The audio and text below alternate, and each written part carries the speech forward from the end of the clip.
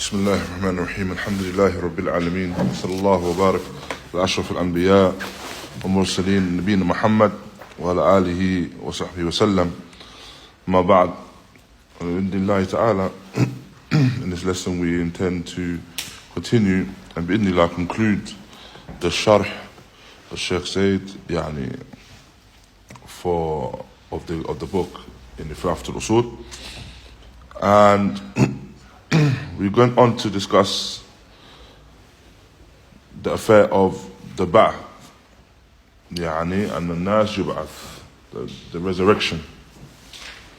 And so thus Shaykh Muḥammad Abdul Hakeem Mitchell, وَالنَّاسِ إِذَا مَاتُوا يُبْعَثُونَ وَدَلِيلُ قَوْلُهُ تَعَالَى مِنْهَا خَلَقْنَاكُمْ وَفِيهَا نُعِيدُكُمْ وَمِنْهَا يُخْرِجُكُمْ تَارَةً أُخْرَى.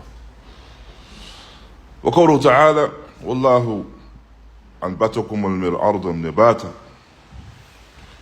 ثم يعيدكم فيها ويخرجكم إخراجا. وبعد البحث محاسبون ومجزيون بإذن الله تعالى. ودليل قوله تعالى ولله ما في السماوات والأرض يجزي الذين أساءوا بما عملوا ويجزي الذين أحسنوا بالحسنى. And so Allah Ta'ala, He mentions that from it we have created you and will return you, and then just bring you forth once more in terms of the resurrection.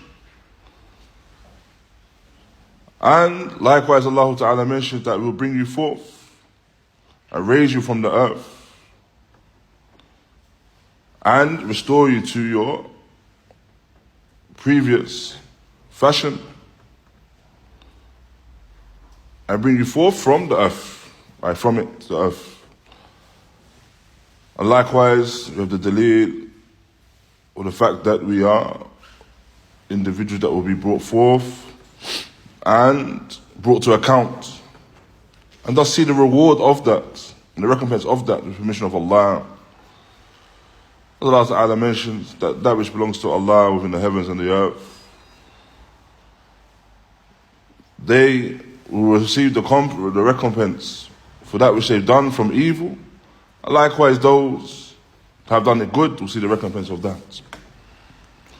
And so with these ayat, barakallahu feekum, within the Quran, are proofs, are laid out proofs that Allah subhanahu wa ta'ala has created us from the dhurriyat al-Adam, from the offspring of Adam, first and foremost.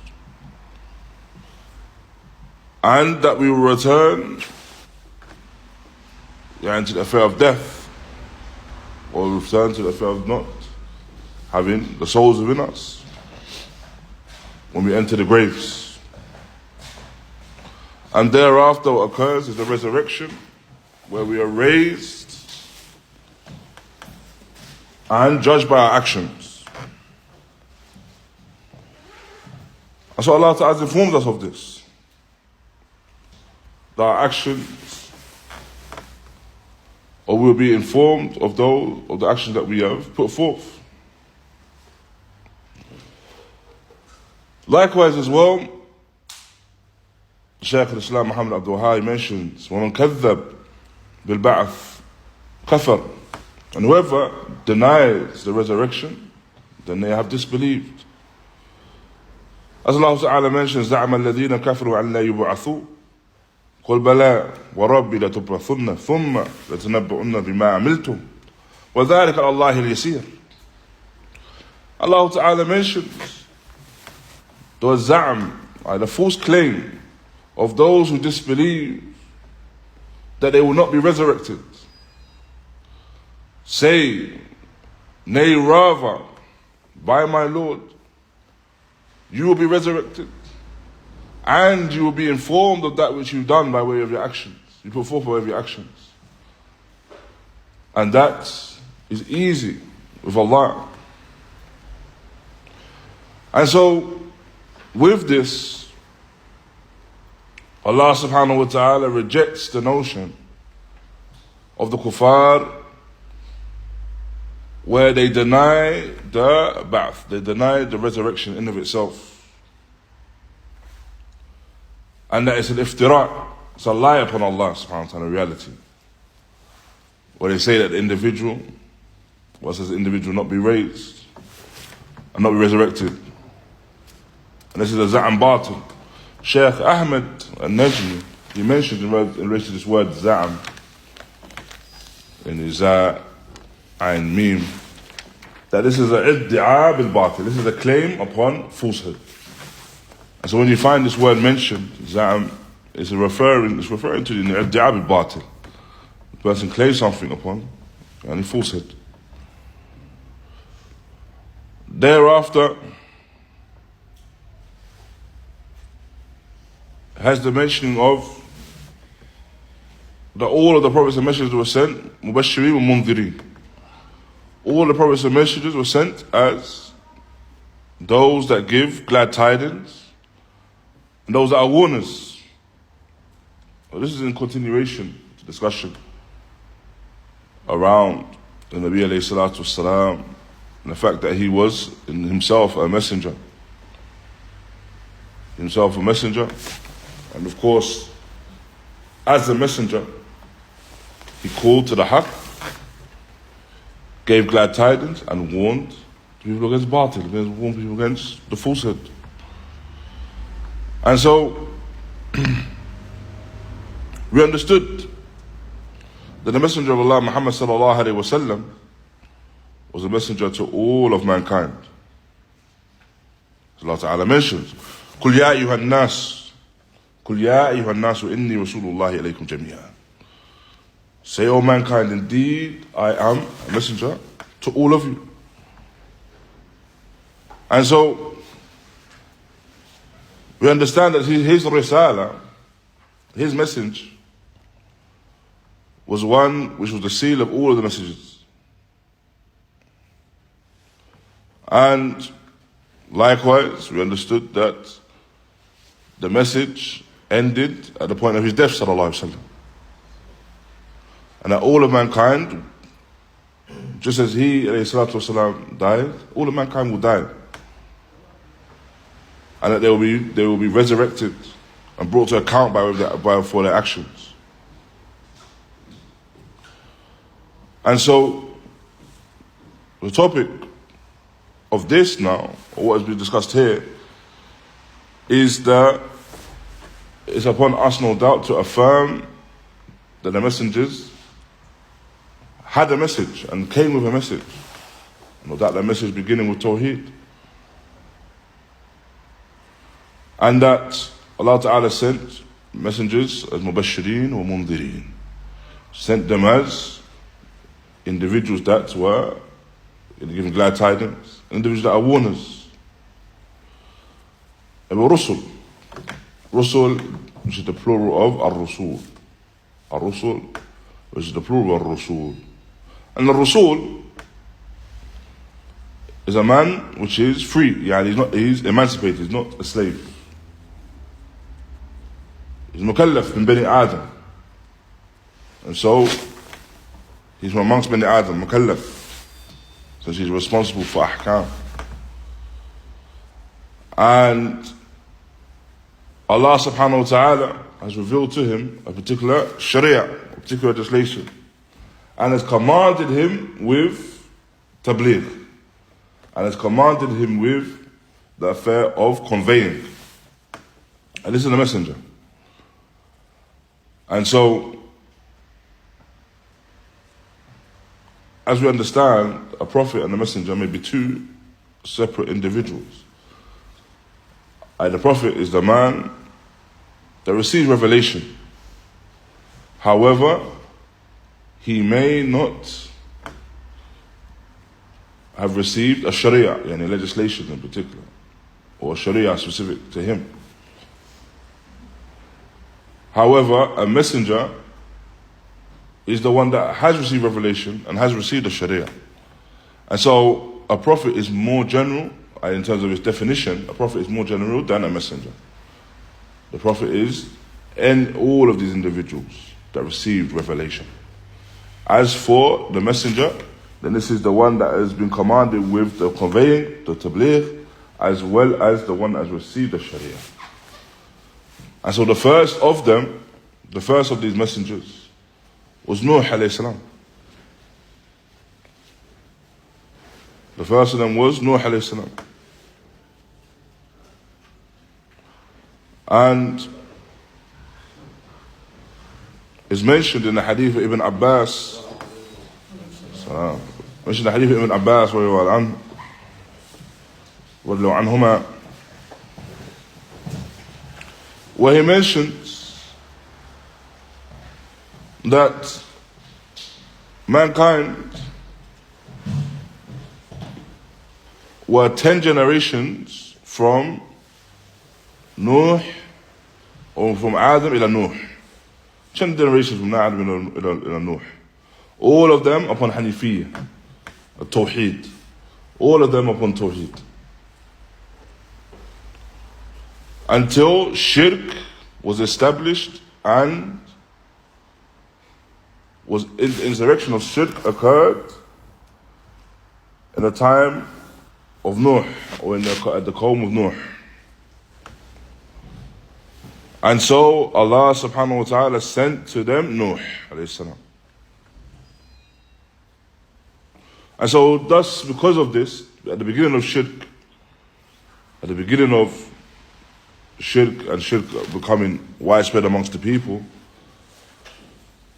Allah subhanahu wa ta'ala sent his first messenger, Nuh alayhi salam, in order to warn his people,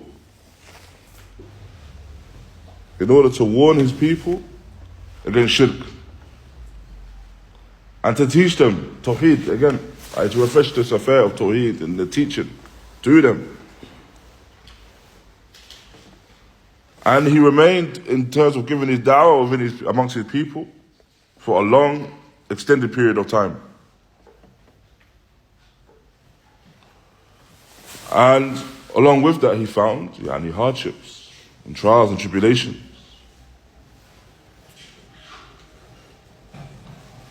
And these are all laid out within the ayat of Allah subhanahu wa ta'ala. In Surah Nuh, where he mentioned these ayat. إِنَّا أَرْسَلْنَا نُوحًا إِلَىٰ قَوْمِهِ أَنْ أَنذِرْ قَوْمَكَ مِنْ قَبْلِ أَنْ يَأْتِيَهُمْ عَذَابٌ عَلِيمٌ قَالَ يَا قَوْمِ إِنِّي لَكُمْ نَذِيرٌ مُبِينٌ أَنِ اعْبُدُوا اللَّهَ وَاتَّقُوهُ وَأَطِيعُونِ. And so, within these ayat, where Allah Ta'ala mentions, indeed we have sent Nuh to his people,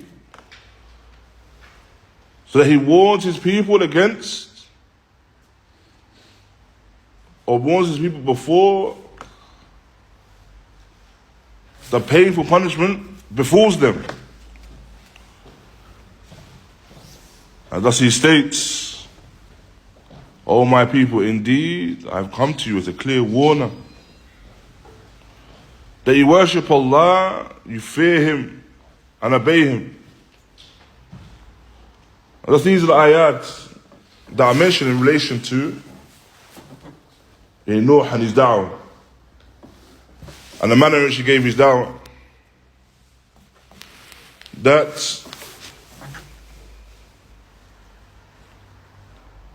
he would give his da'wah and call them, but that which occurred from them and from his people is that they did not cease to be upon what they're upon, rather they would increase upon their tughyan, upon their transgression, essentially their transgression being the shirk. And so he gave this da'wah and continued this da'wah for the period of 950 years, calling them, until thus what occurred thereafter, that they were destroyed by way of their transgression. And so the first of the messengers was Nuh alayhi salam. The last of them, and the seal of them, was Prophet Muḥammad sallallahu alaihi wasallam.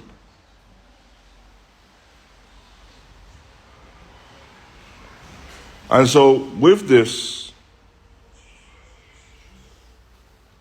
we understand that the Nabi alayhi salatu wasalam, his da'wah was one which, again, was the seal of all of the messages that had preceded.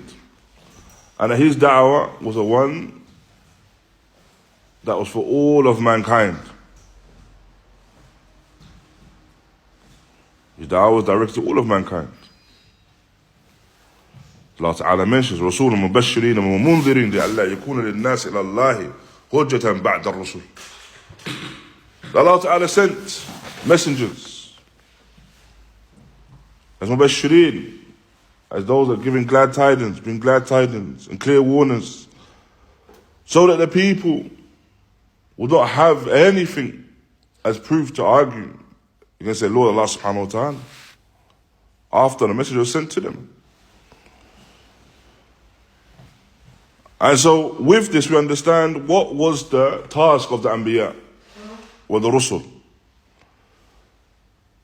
That the Anbiya or Rusul, what they were tasked with was two things: giving glad tidings and giving a warning. That's what they were tasked with. And we understand by way of that, barakallahu feekum, that when we understand the clear distinction in what they were tasked with, we understand that it wasn't a case of the guidance of the people was part of their task.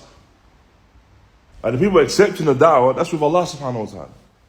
That's in the tawfiq of Allah. As for the tabligh, the conveying of that message, and bringing that message to the people, then this no doubt was with these individuals, with the Anbiya wa Rusul, conveying to them the rewards of being upon Tawheed, the Sa'adah fi dunya wal akhirah, and it brings happiness in that dunya and akhirah, whilst warning them against the perils of shirk. Yani la siyama, and specifically the perils of being upon shirk in akhirah, that this will cause and be a reason for their punishment in the hereafter. And so, as for the glad tidings, then this was for their followers, and those that followed their message and adhered to their message and adhered to their da'wah and believed in them. As for the warning, then this is for those that were the enemies to Allah subhanahu wa ta'ala, enemies to his messengers, to his worshippers, the believers, those that turned away and rejected his message and the da'wah of the Anbiya, and advice to those that give advice.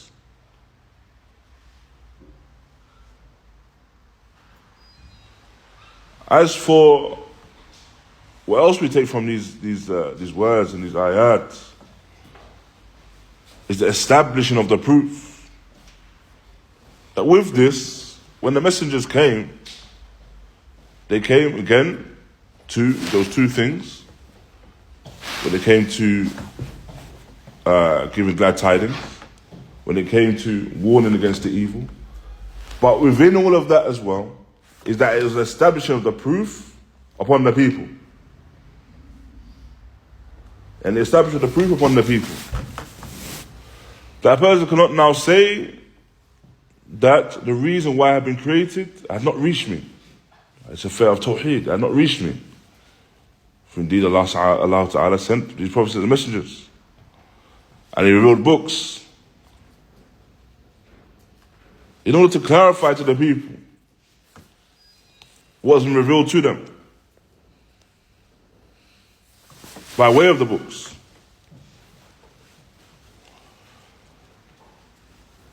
Likewise, after that, Shaykh al-Islām Muḥammad Abdul Wahhāb goes on to mention that the proof that Nuh was the first of these messengers is a statement of Allah Ta'ala as aforementioned. إِنَّا أَوْحَيْنَا إِلَيْكَ كَمَا أَوْحَيْنَا إِلَى نُوحٍ وَنَبِيِّينَ مِن بَعْدِ.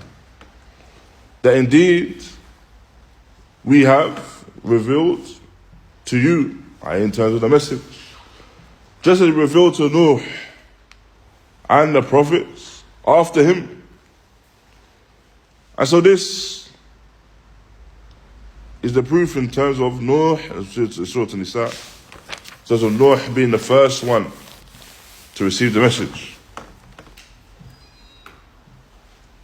Naam.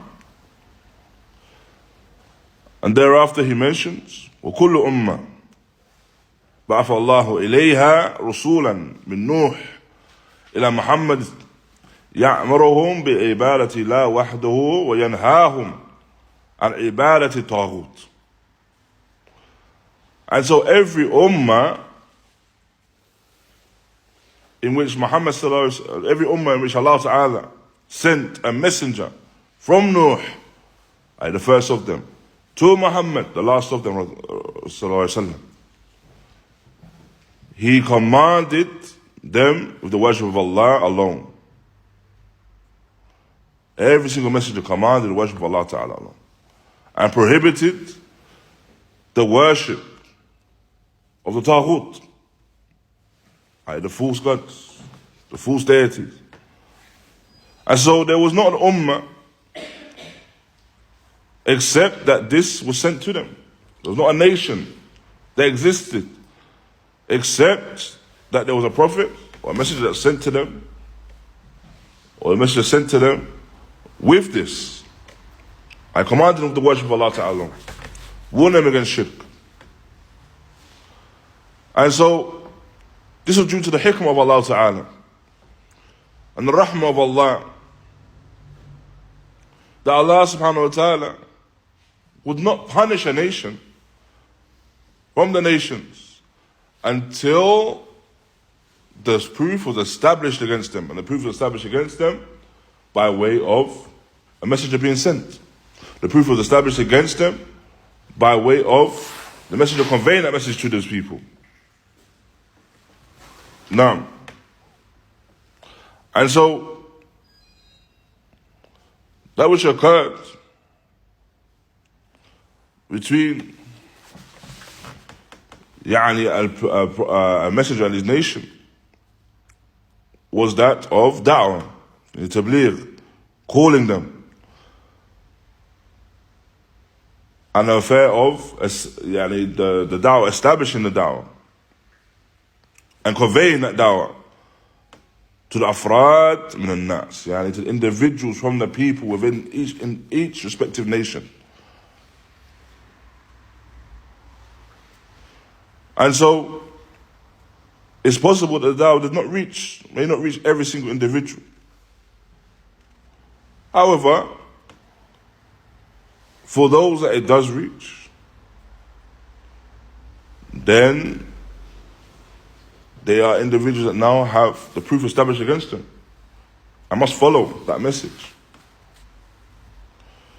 And so Shaykh Zayd mentions that those that do not receive the message from yu'tabar min ahl al-fitra, and the people that are regarded as being from the people of fitra. And so these people of fitra, they'll be judged upon Yawm al-Qiyamah in relation to what they'll be upon and tested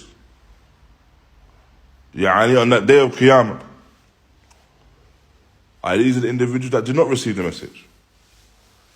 So in relation to the message of the messengers, we understand from this, barakallahu feekum, is that of two types. That you have those that received it, and so those that received it, upon them is to act upon it. To adhere to Tawheed, leave shirk. And then you have those, and if they do not do so, then they are blameworthy and punishable by way of that. Then you have those that do not receive it, and they're regarded as being from Ahlul Fitra, people of Fitra. And such individuals will be tested based upon whatever it was from their actions. or to be tested Yawm al-Qiyamah essentially. Na'am. And thereafter, Shaykh Muḥammad ibn Abdul Hakeem mentioned the proof for that.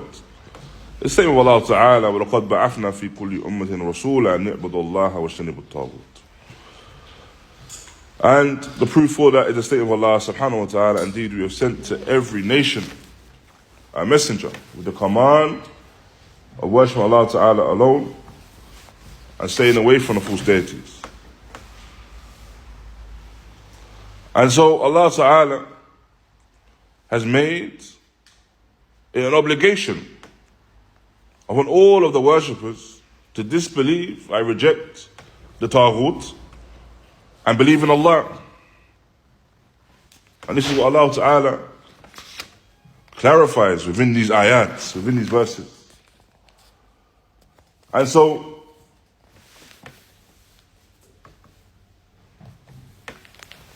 within these ayat, with this ayah, Allah Ta'ala mentions the sending of the messengers to every nation. That's the first thing. Thereafter, he mentions the da'wah of these rusul. What was their da'wah? What was their call? By way of his statement, an اعْبُدُوا اللَّهَ وَاجْتَنِبُوا الطَّاغُوتَ. Their call, and their call and without any exception, was the call of worship Allah and stay away from the false deities. Avoid the false deities. Essentially, worship Allah Ta'ala alone, Tawheed. And staying away from the false deities, any form of shirk. And so he commanded, they would command them with the worship of Allah. The messengers would command their nations with the worship of Allah. And the worship of Allah alone. Why? Because He alone is mustahiq lidhalik. He alone is the only one deserving of that.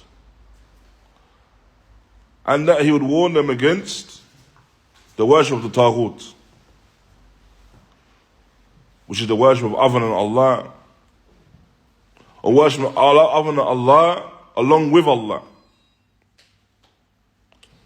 And so this da'wah, no doubt, was a da'wah to the kalima of La ilaha illallah. And then Shaykh al-Islām Muḥammad Abdul Hakeem goes into mention kalima al-Ṭāghūt. And he mentioned the Ṭāghūt man tajawaz bihi al-'abd hadduhu min al-ma'būd or matbū' or mutā'. And the Ṭāghūt is the one that exceeds the bounds, whether it be in relation to the one that he worships, follows, or obeys. And so, was understood from this, this is the definition, the definition given by Ibn Qayyim, raḥimahullāh, the one that transgresses. Now, the one that transgresses, where the transgression may be in relation to the one that they're worshipping, the one that they're following, or the one that they're obeying. And so,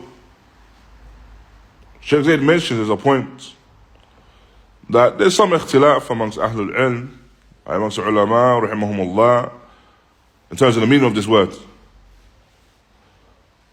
Now, because some people would refer to the Ṭāghūt as the shaitan, or the Ṭāghūt as the sahir, as the sorcerer, or the Ṭāghūt as the kahin, the soothsayer.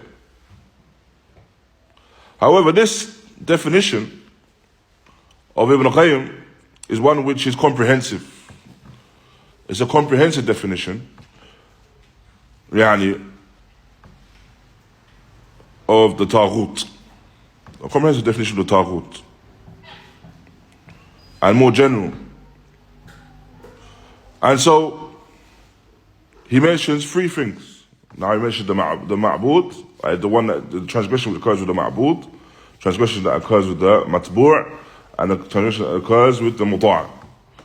And so, the transgression that occurs with the one that is worshipped, the ma'būd, is the ma'būdāt al-bātila al-ikhtilāf anwā'iha. And so what's understood from the transgression when it comes to the one that is worshipped is worshipping, or those that are worshipped, upon batil, upon falsehood. And it's on many different types.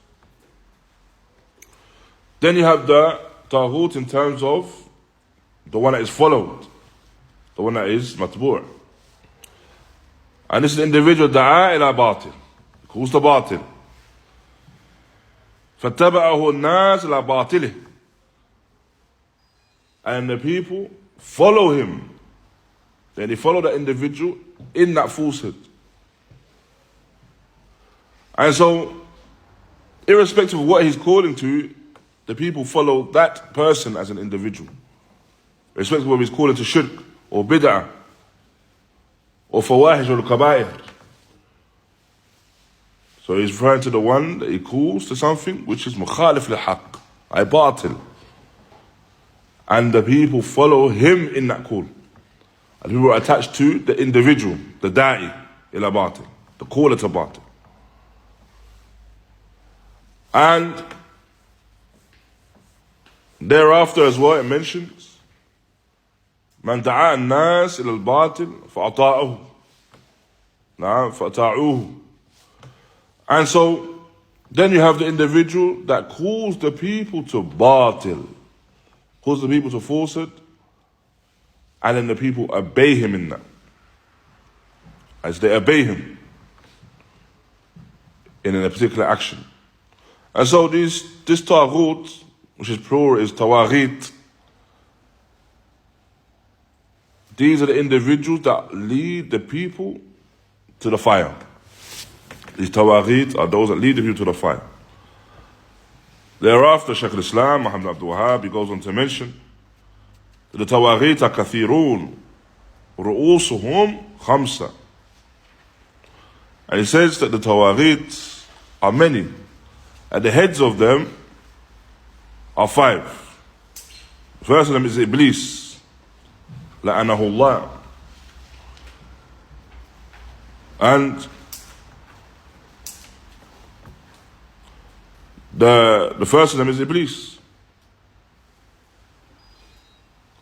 The one that caused the Abawain, referring to Adam, al-Islām and his wife, caused them to be exited from Jannah.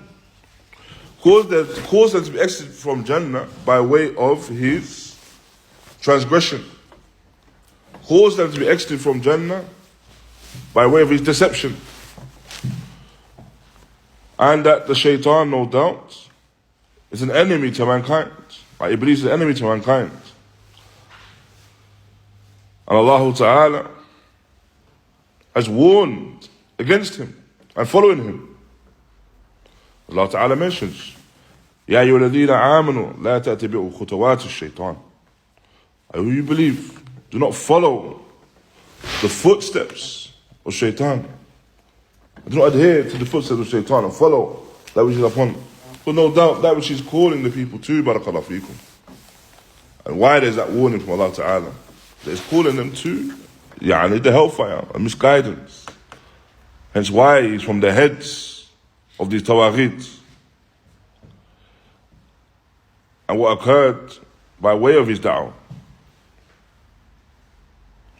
That's the first of them. Then you have the second, is man ubida wa huwa radin. The second of these heads is the one that is worshipped whilst being pleased with it. So he's worshipped, the people worship him, and they seek from him that which they should only seek from Allah Ta'ala. Whether that be istighatha, which we mentioned previously, or isti'ana, or they have hope with such an individual, or they fear an individual, yani ibadatan, as an action of ibadah. And the individual that is worshipped is aware of their worship, but not only is he aware of it, huwa radin, he's pleased with it as well. That's the second. The third, من دعا الناس إلى عبادة نفسه. And so the third is the one that calls the people to the worship of himself. He calls people to worship himself. For example, Fir'aun called people to worship himself. And so Shaykh Zayd mentioned that this may be by way of lisan al-hal or bin maqal. Lisan al-hal, يعني that the individual calls the person to the worship of themselves by that which it necessitates. And they called them to something, and it necessitates that they have to worship, that the people have to worship them in order to do it. Or that they state something directly, seeking that they are worshipped. And so, they say, for example, I possess something that can bring about benefit. I that in relation to the kawn, the creation itself. And this is only of Allah. Only Allah has a control over that which can benefit the creation, ultimately. And the person claims that he has that. Or he says that I can repel a harm, which can only be repelled by Allah Ta'ala, again, within the creation. Or I can remove khair, or remove evil. And so this causes the people to worship them. It causes the people to worship them. But I think, is it clear the distinction between the second and the third though? Between the second and the third. The second is who? Second category of the Ṭāghūt. The one is worship, pleased with it. The third?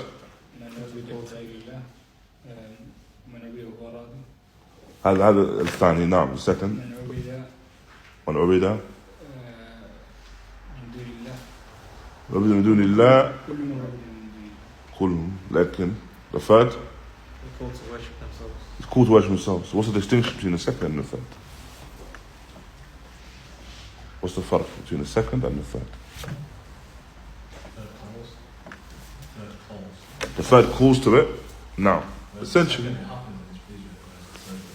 the third, he's the one that encouraged the worship of himself. Now, he encouraged it either by way of directly telling the people to worship him, or he encouraged it by way of telling the people that he has something which caused the people to worship him. Now, he claims something from batil that causes people to worship him. As for the second, then the second we mentioned, he's an individual that may not have made any da'wah in terms of the worship of himself. However, he is worshipped and he suffices with that and he's pleased with that. Now, an example of that, and Allah Ta'ala knows best, would be Haile Selassie, if anyone knows who he is. Haile Selassie, the former emperor or king of Ethiopia. And people discuss whether he was Ṭāghūt or he was regarded as being a Ṭāghūt. Why? Because he did not call the people to worship him. And the Rastafarians that direct their worship towards him. And he didn't call the people to that. However, whilst he would not fall into the third category, if he didn't call the people to worship him, it could be said that he fell into the second category, that he was pleased with it. That he was pleased with the worship of other than himself. Why? Because when these individuals directed their worship towards him, he allowed and he led and he left a part of land within his country specifically for them. As an action of gratitude towards them. And so this is a clear indication of an individual being pleased with the ibadah other than him. So someone may say that he didn't call the people. This is the claim that is mentioned regarding him specifically. Why? Because the shirk regarding him is quite widespread. Amongst the Rastafarians. It's widespread. However, whilst it can be said and it could be argued that he didn't call the people to worship with him, no doubt he was worshipped, he was aware of it, and he was pleased with it. And so this is why, even though, he didn't fall into the third, he may not fall into the third, he fall into the second category. And so it's important to understand there's a distinction between those two. Allah Ta'ala knows best. Then we have The fourth was وَمَنْ ادَّعَ شَيْئًا مِنْ عِلْمِ الْغَيْبِ. Whoever claims to have knowledge or some portion of knowledge of the unseen. So he claims, for example, he knows that which will occur in the future. That which will occur in the future. Whether that be tomorrow or next year or whenever. Or he claims anything from the affair, essentially of the unseen. This individual in reality is a liar. And the Ṭāghūt. An example of that, again, is the soothsayer.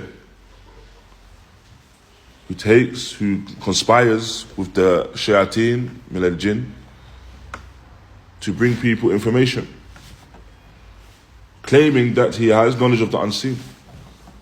But all he is doing is conspiring with the shayateen who seek to steal akhbar min al-samawat. Steal information once they ascend to the samawat. And so, this no doubt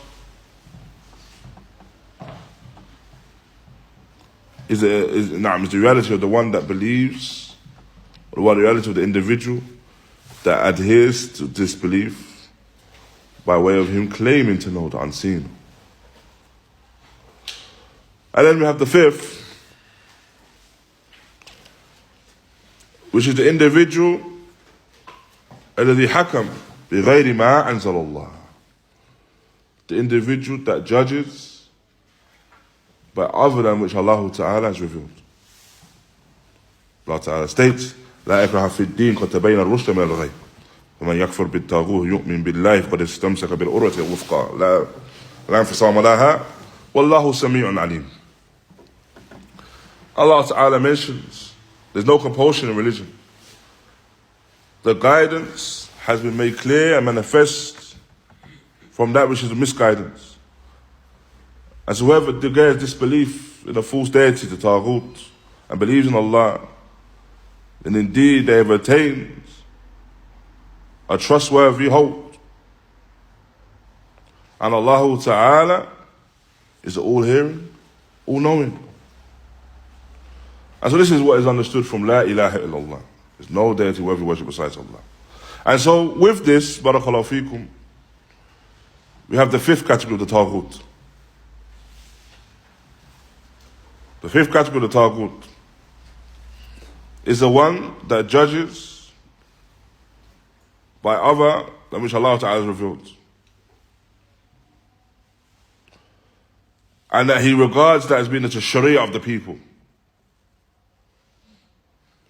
And he regards that as being beneficial and in service and aiding the benefit of the people. And that he claims by way of that as well, and believes by way of that, that the Sharia of Allah is deficient, or there's harshness within it.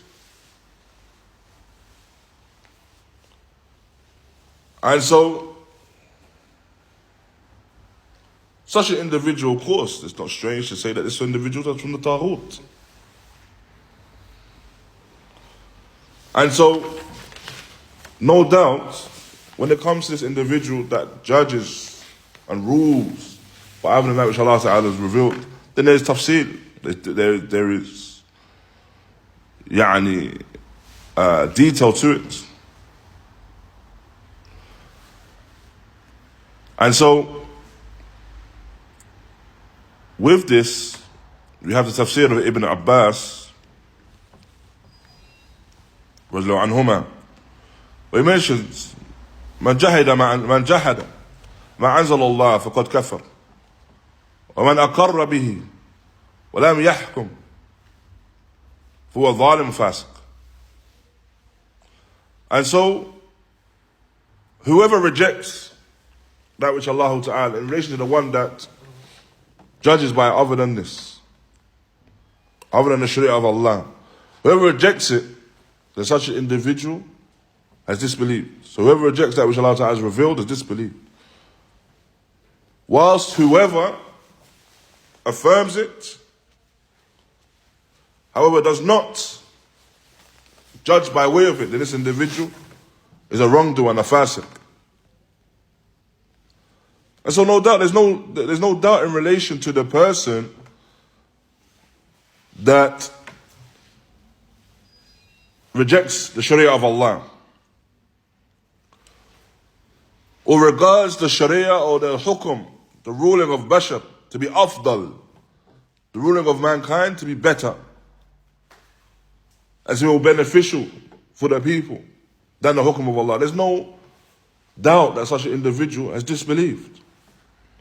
Because such an individual, they hold that what Allah Ta'ala has revealed to be deficient.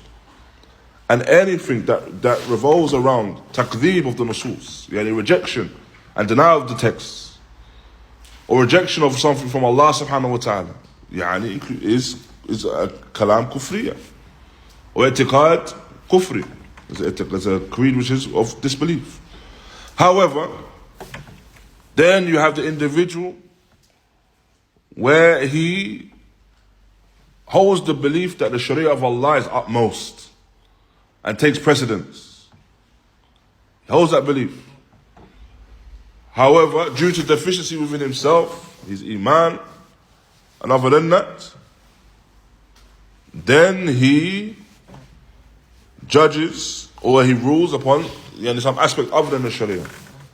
That's mentioned in the tafsir of Ibn Abbas that such individuals are zalim fasiq.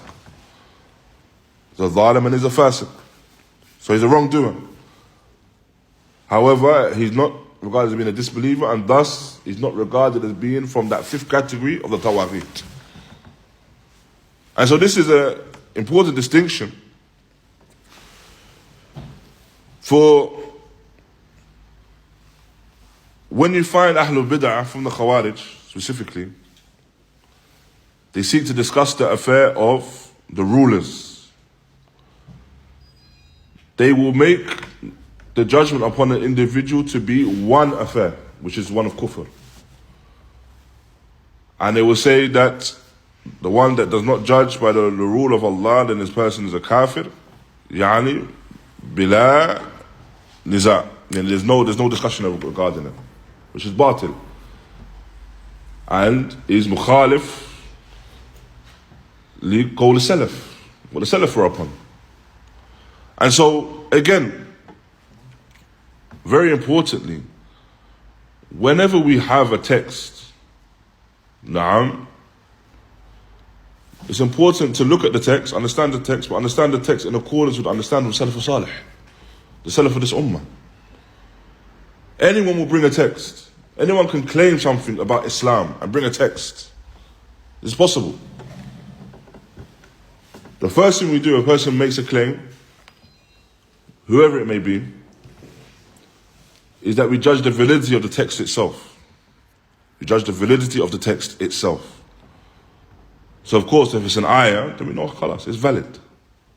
The ayat of the Quran are all authentic, they're all mutawatira. As for ahadith, then we want to know if the ahadith, or this narration, is authentic. Once we've established that it's authentic, the text is authentic, then the question now has to be asked, your understanding of this text, who do you share that understanding with from the Salaf of this ummah? Who from the Salaf has the same understanding as you? And so when we have the ayah, Allah Ta'ala mentions, وَمَنْ لَمْ يَحْكُمْ بِمَا أَنزَلَ اللَّهُ فَأُولَٰئِكَ هُمُ الْكَافِرُونَ, that whoever does not judge by that which Allah Ta'ala has revealed, then he is a disbeliever. Ahlul Bid'ah, the Khawarij,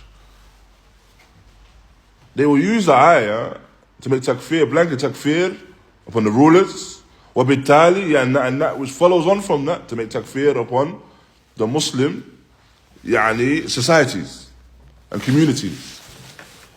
To the extent you find from them, for example, Sayyid Qutb, where he would say that you will not find a Muslim community or Muslim society on the face of the earth. And this is something that has been a claim that has been repeated over the years by those affected by the ideology. The question is, who understood the ayah to be a blanket takfir in such a manner? Because you have this tafsir of Ibn Abbas and how he understood these ayat. And Awza'i, he mentions, the Ahlul Sunnati wal Jama'ah, يعاملون النصوص معاملة واحدة. أهل السنة والجماعة يعاملون النصوص معاملة واحدة. So the Ahlul Sunnah, they treat the text as if they are one. So they don't look at one text in isolation. So we have the ayah, وَمَنْ لَمْ يَحْكُمْ بِمَا أَنزَلَ اللَّهُ فَأُولَٰئِكَ هُمُ الْكَافِرُونَ. However, you have the ayah, likewise, وَمَنْ لَمْ يَحْكُمْ بِمَا أَنزَلَ اللَّهُ فَأُولَٰئِكَ هُمُ الْكَافِرُونَ. وَمَنْ لَمْ يَحْكُمْ بِمَا أَنزَلَ اللَّهُ فَأُولَٰئِكَ هُمُ الظَّالِمُونَ. And likewise, you have the ayah, وَمَنْ لَمْ يَحْكُمْ بِمَا أَنزَلَ اللَّهُ فَأُولَٰئِكَ هُمُ الْفَاسِقُونَ.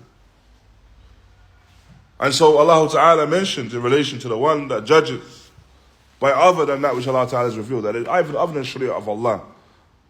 He mentioned the kafirun. He's mentioned the dhalimun. He mentioned the fasiqun. And that the tafsir of this ayah is that they are not one and the same. But depending upon the i'tiqad, the creed of the individual, then we will say that possibly the person has disbelieved, or possibly the person is a wrongdoer by way of that. He's sinful, but he's not disbelieved by way of that. Similar to that is when we discuss, for example, the ahkam, the rulings in Islam. And we discuss, for example, the salah,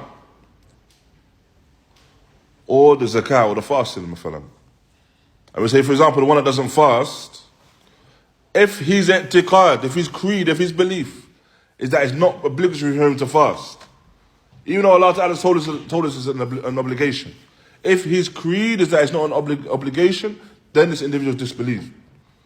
So he's disbelieved what? Due to his creed, what he's believed. Likewise, you have an individual, he hold the belief now that the salah is not obligation, the fast is not obligation. He believes that. And so his kufr is by way of his creed, what he believes. Na'am. And not necessarily the fact that he left off the action. And so this is an example of that. A person may do an action, and what distinguishes it from it being something that, an action وَالَّذِي يُبْتِلْ يعني أصل التوحيد, or يُبْتِلْ كمال التوحيد, something that nullifies the asl of person's tawheed, so nullifies the tawheed in totality, makes them, renders them upon kufr, or nullifies the kamal, the completion, the perfection of their tawheed.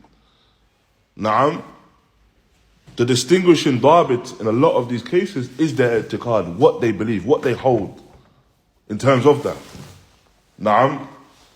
And so, with that, again, the affair of the ruling by other than that which Allah Ta'ala has revealed, that this is another example of that. And Allah Ta'ala knows best, that it goes back to what the person holds and what they believe in relation to that. Thereafter,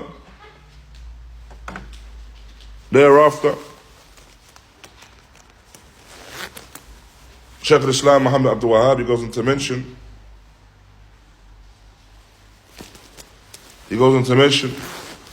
رأس الأمر الإسلام, the head of the affair is Islam. The affair of our deen is Islam. And so this is the first thing that the Prophet ﷺ called the people to, is Islam. Submission to Allah, humility and submitting and turning to Allah Ta'ala in obedience. And so this is what is mentioned first and foremost in the hadith of Jibreel, the affair of Islam. And this is the first of the levels of deen mentioned. You have Islam, Iman, Ihsan. Islam is mentioned first, along with its arkan. And so it's not strange for it to be regarded as being the head of the affair. The second thing mentioned here, وَعَمُودُهُ الصَّلَاةِ, and its pillar is the salah. And this is due to the fact that the salah carries great importance for the Muslim and in terms of their deen. And it was the awwal faridah. It was the first thing that was made an obligation. And so this was the first thing made an obligation after the da'wah of the Prophet ﷺ, calling the people to Islam and Tawheed. To the extent, as we discussed previously, it was made an obligation whilst he ﷺ was still in Mecca. So whilst he was still in Mecca, still in the affair of living in Mecca, and living in Mecca, and along with the hardship that came with that, he ﷺ declared this affair of the salah to be an obligation after when Allah Ta'ala revealed it to him directly. I had an obligation for the salah. And so no doubt it's understandable and it's not strange that this be regarded as a pillar in this affair. And then the final thing mentioned, that its uppermost part is the jihad. The jihad fi sabilillah. And so jihad, this striving and this fighting for the sake of Allah, is with the intent of making the kalimatullah the most high. And so jihad, in this meaning, could be referring to jihad al-nafs, striving against oneself and soul. Jihad al-shaytan, striving against the shaytan. Wal-hawa, in striving against one's desires. Striving against kuffar or munafiqeen. Striving against ahlul bid'ah in order to establish the truth. Or striving against the people of the major sins, the kaba'ir al-dhunub, until the people return from it. So all of them are from different types of jihad, different types of juhud. Likewise, a person striving in talab al-ilm, seeking knowledge, is also regarded as being jihad. And striving in that manner, striving in the spreading of knowledge, seeking by way of that the pleasure of Allah. Again, this is another form of jihad. And so, it's possible that this jihad can occur in more than just the ma'arik, in more than just the battles and the wars. For indeed, as we mentioned, jihad and its aim is to make the kalimatullah, the kalimat al-tawheed, the most high. In whatever battle, whatever striving a person needs to do that, then it is all regarded as being jihad. To make the kalimat al-tawheed the most high. And so a person may need to go to battle to do so, to overcome the enemy. A person may need to establish the haqq within their own selves first, whether that be seeking knowledge for themselves, so they know, so they're acquainted with the correct creed, whether that be striving against their desires, whether it be striving against the nafs that may incline towards evil. Really, the person cannot establish haqq with others and until they establish upon themselves. And so all of these things are regarded as being jihad. Why? Because they all seek to attain and to reach the same goal. That same goal as being to make the kalimat al-tawheed the most high. So thus, when this is done, then of course what is understood from that is that the person has established jihad in a manner which is mashru', and which is legislated in a manner which Allah Ta'ala is pleased with. And with that we'll conclude this lesson, and along with that this book. Barakallahu feekum ikhwan, jazakum Allah khayra, Allah yafadhakum jami'an, wa sallallahu wa baraka ala nabiyyina Muḥammad wa ala alihi wa sahbihi wa sallam.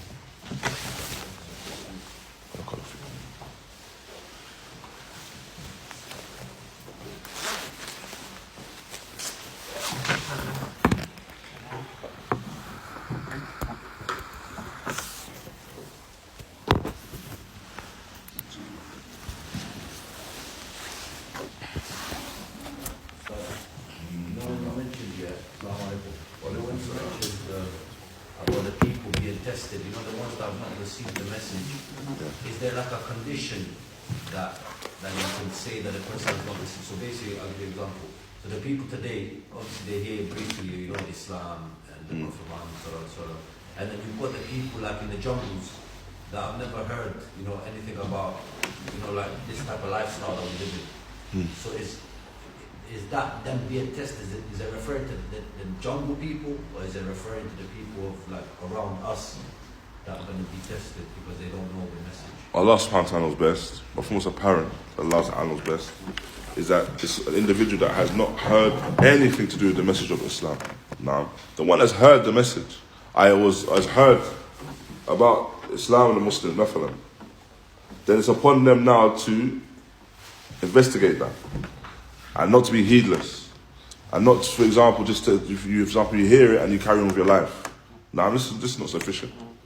Now, we're talking about, as you said, the jungle people. Yeah. There's no hearing about Islam at all. So it cannot be now said that they had any opportunity to investigate. Now, the ones we're talking about here, they hear for the most part. Here, they heard about Islam, they heard about the Muslims. Now, in whatever capacity, and now they have ability to investigate. An example of that is that the greatest influx, from what I'm aware, the greatest influx of new Muslims, new people that embraced Islam, occurred after 2001. What happened in 2001? 9/11. Right? Why? Because they heard about the Muslims. Large amount of people heard about the Muslims. That caused them to investigate. In this instance, they heard something negative. They told something negative. But that caused them to investigate. They caused them to look into Islam. Those that Allah Ta'ala granted tawfiq, they accepted. And large amounts of people did accept Islam. Naam. So, it's not just a case of, or it's not a case of a person could say that because I didn't receive da'wah, I didn't pass a da'wah school or something like this, that I didn't receive the da'wah in totality and I'm from those that are ahlul fitrah. No. If a person has heard enough that it can lead them to investigate, then they need to take that task and investigate, inshallah. Allah knows best. That's what's apparent.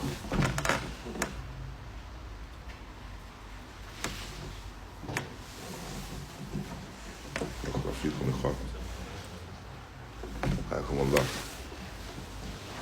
صلى الله وبارك على نبينا محمد وعلى آله وصحبه وسلم.